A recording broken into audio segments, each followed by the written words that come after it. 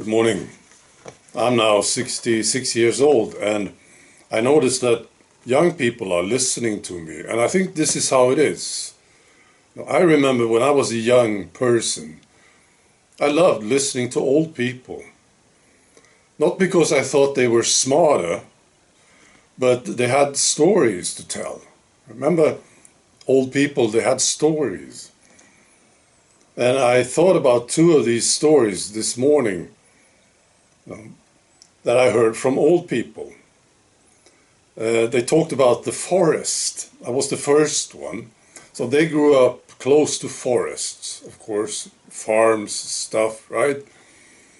And the parents would tell them when they were kids, don't go into the forest because there are creatures in the forest and they will snatch you and they will eat you. See? And the little kid got scared of the forest. And then there was another one about the wells, the water wells. The parents would tell the kids that there is a man. Don't get close to the well because there's a man there in the well. And if you get close to the well, the man will reach up and grab you and pull you down into the well, you see? And then he will eat you.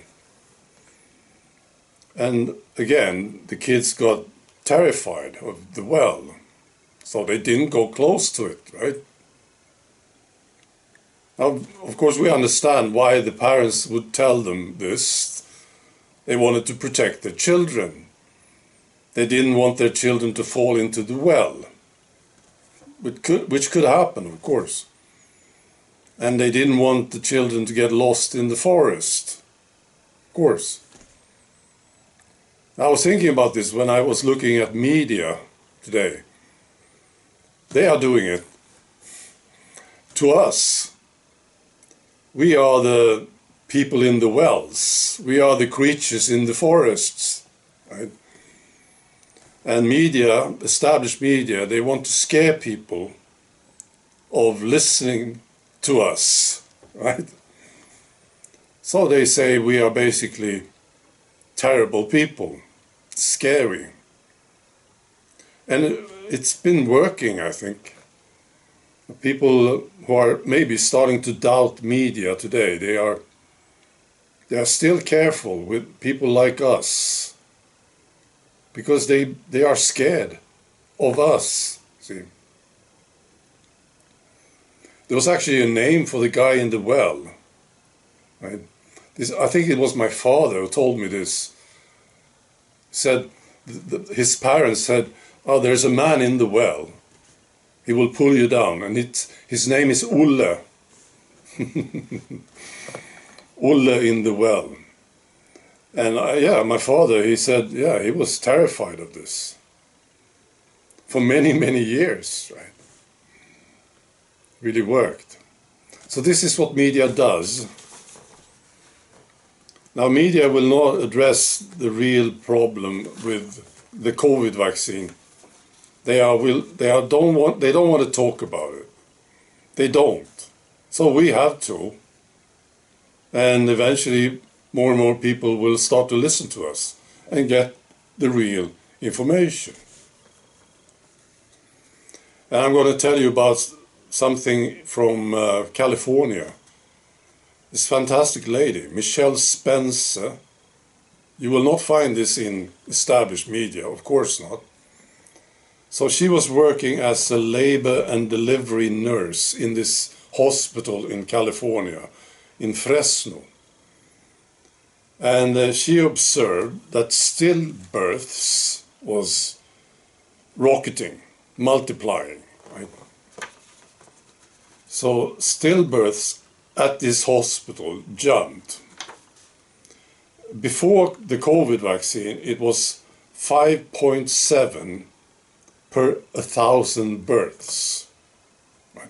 1,000 births, 5.7 were stillbirths before the COVID vaccine. After the COVID vaccine, it jumped to 29.3. And she started to sort of scream about it. She said, look at this. This is going on. Stillbirths, right? And some others too, I suppose, in the hospital. The hospital decided to hide it. They told staff to shut up, basically. And they were withholding reports from the authorities. They wouldn't tell the authorities, the hospital. This lady, this fantastic lady, Michelle Spencer, she refused to shut up. And then they started to come for her, the hospital management. She lost bonuses, and her career was threatened. They gave her a tough time because she wouldn't shut up, right? And then she took it to court. Michelle Spencer. I don't know what's happening in the court case. It's a lawsuit. Right? Fantastic lady. So this is a story, right? And people need to know about it. Media will not say anything about it. We have to do it. I'll give you another one, actually. This is Peter McCullough. Just a statement from Peter McCullough. He's talking about myocarditis.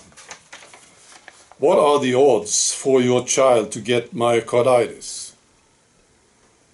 Before the COVID vaccine, it was 1 in 250,000. After the COVID vaccine, it's 1 in 40, according to Peter McCullough. Well, if media was talking about this would be headlines. No, of course, big. Every day, I think, they would talk about this. But they don't. So we have to. All right. Be good.